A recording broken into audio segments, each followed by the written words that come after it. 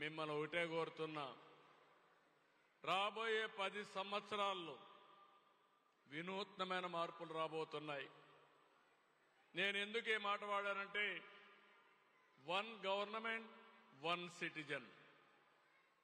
ప్రభుత్వానికి అందరి సిటిజన్స్ యొక్క డేటా అంతా కూడా తీసుకుని డేటా లేక్ క్రియేట్ చేస్తున్నాం.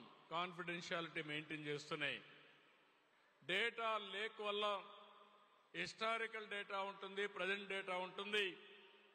ప్రతి ఒక్క ఫ్యామిలీకి ఎలాంటి అవసరాలు ఉన్నాయో అన్ని కూడా టార్గెట్ చేస్తాం. ఏఐ ఉంది. 42 పారామీటర్లు అవేర్ ద్వారా రియల్ టైం డేటా కలెక్ట్ చేస్తాం.